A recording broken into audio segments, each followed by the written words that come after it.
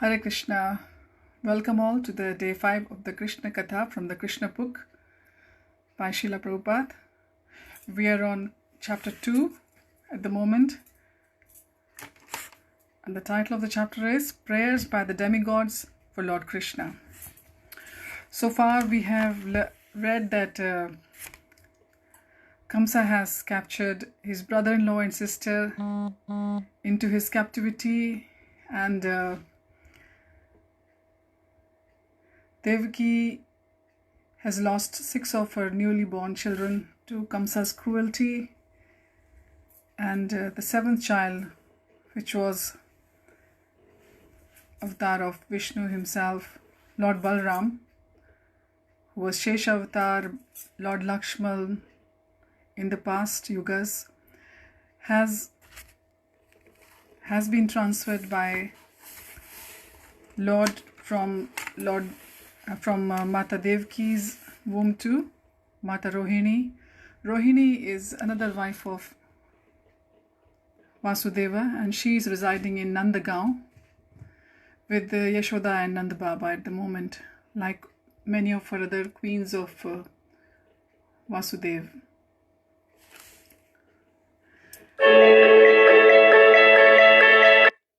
So now we continue with the Katha.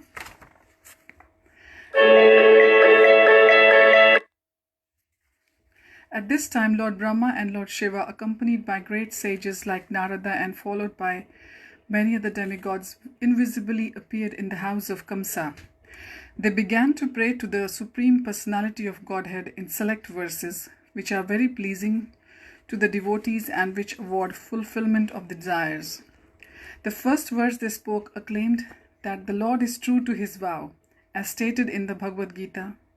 Krishna descends to this material world just to protect the pious and destroy the impious. That is his vow. The demigods could understand that the Lord has taken his residence within the womb of Devaki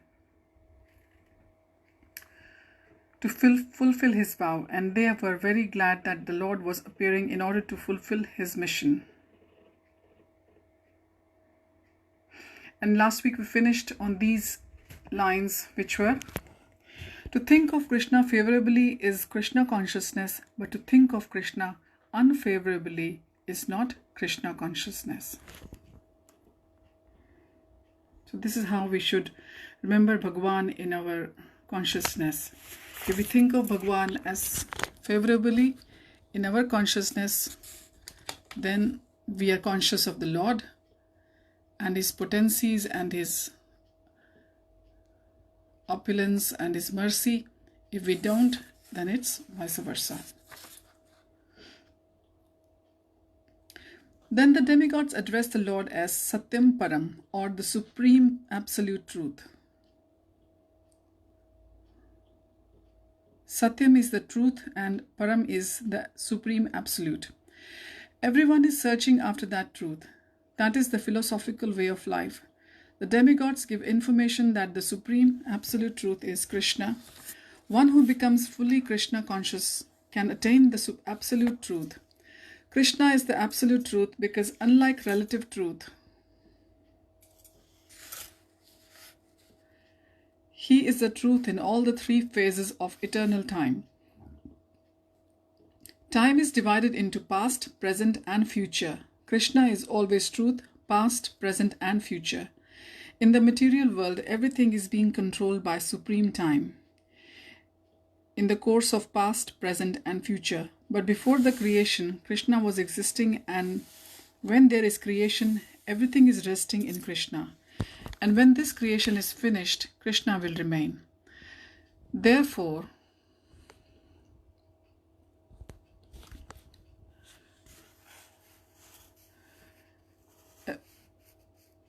Krishna will remain. Therefore, he is this absolute truth in all circumstances. If there is any truth within this material world, it emanates from the supreme truth, Krishna. If there is any opulence within this material world, the cause of the opulence is Krishna.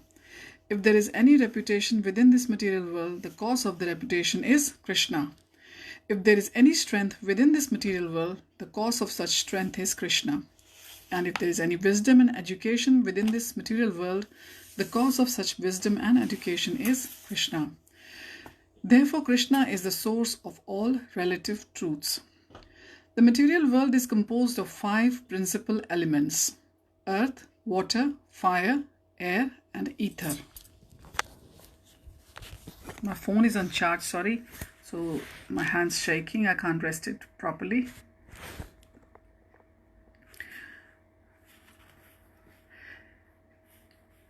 The material scientists accept these 5 primary elements as the cause of the material manifestation, but the elements in their gross and subtle states are produced by Krishna. The living entities who are working within this material world are the products of his marginal potency. In the 7th chapter of the Bhagavad Gita, it is clearly stated that the whole manifestation is a combination of 2 kinds of energies of Krishna, the superior energy and the inferior energy. The living entities are the superior energy and the dead material elements are his inferior energy. I repeat, the living entities are the superior energy and the dead material elements are his marginal or inferior energy. In its dormant stage, everything remains in Krishna. The demigods continue to offer their respectful prayers unto the supreme form of the personality of Godhead, Lord Krishna.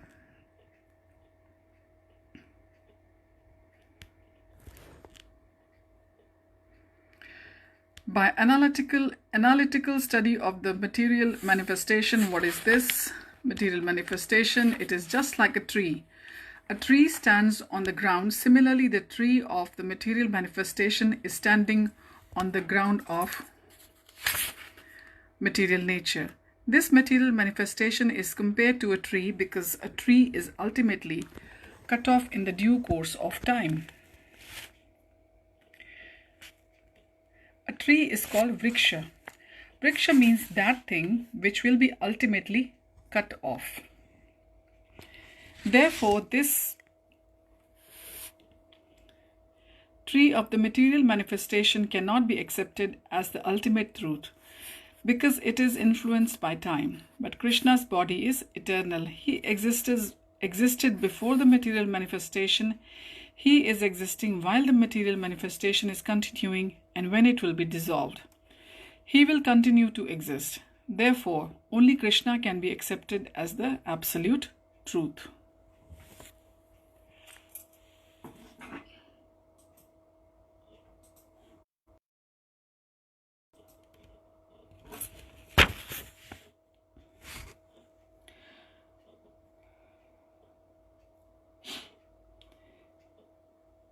The Katha Upanishad also cites this example of the tree of the material manifestation. Standing on the ground of material nature, this tree has 2 kinds of fruits, distress and happiness. Those who are living in the tree of the body are just like 2 birds. One bird is the localized aspect of Krishna known as Paramatma, and the other bird is the living entity. The living entity is eating the fruits of this material manifestation. Sometimes he eats the fruit of happiness and sometimes he eats the fruit of distress. But the other bird is not interested in eating the fruit of distress or happiness because he is self-satisfied. The Katha Upanishad states that one bird on the tree of the body is eating the fruits and the other bird is simply witnessing. The roots of this tree extend in 3 directions. This means that the root of the tree is the 3 modes of material nature: goodness, passion, and ignorance. The 2 birds which were just mentioned here are like 2 birds sitting in a heart. One bird is the Atma and the other bird is the Paramatma. Atma is just witnessing. Paramatma is just witnessing the Atma, that is ourself. And Atma, it is enjoying the fruits of happiness and distress. The other one, which is Paramatma, is not interested in anything. It's just a witness because Paramatma is self-satisfied. So the 3 modes of material nature we just said are goodness, passion and ignorance. In Hindi or Sanskrit, they are Rajagun, Satagun and Tamogun. Satagun is goodness, Rajagun is passion, and Tamogun is ignorance. One expands his duration of material existence. The tastes of the fruits are of four kinds. They are religiosity, economic development, sense gratification, and ultimately liberation. Commonly, you all must have heard as Dharma, Arth, Kama, and Moksha. According to the different associations in the three modes of material nature, the living entities are tasting different kinds of religiosity, different kinds of economic development, different kinds of sense gratification, and different kinds of liberation. Practically all material work is performed in ignorance.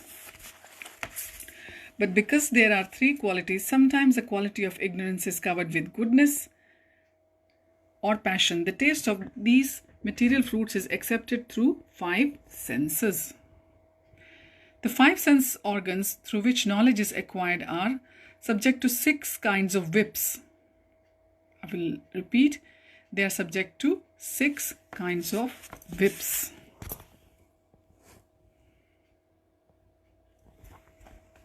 And they are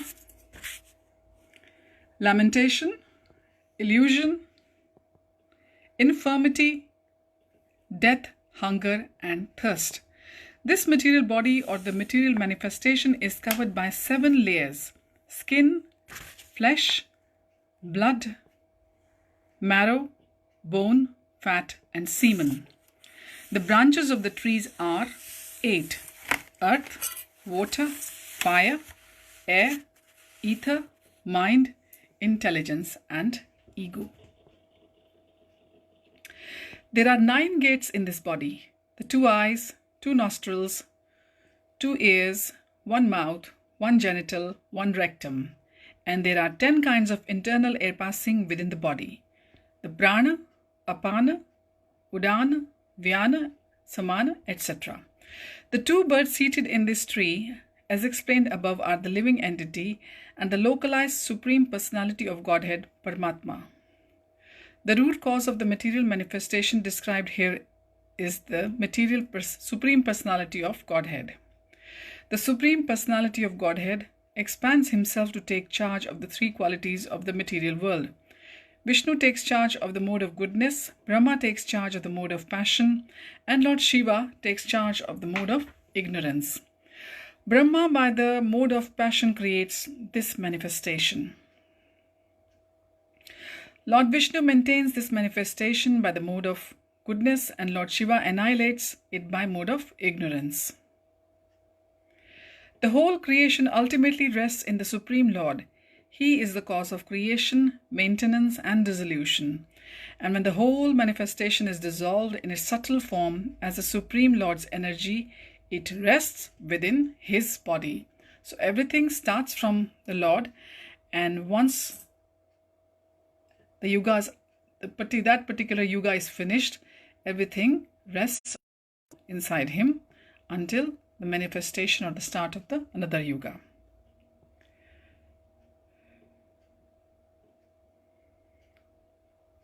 So what we just said describes the day also in 3 parts: goodness, passion, and ignorance.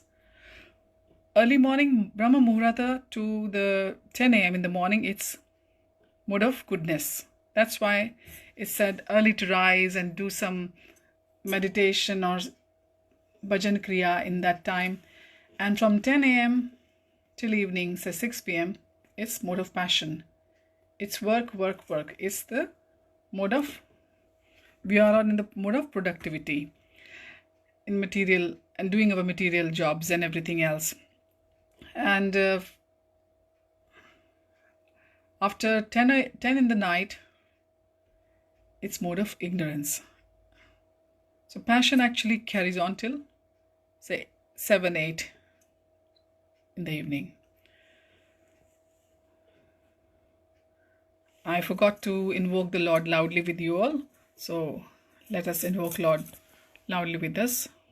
Again, Om Namo Bhagavate Vasudevaya. Om Namo Bhagavate Vasudevaya.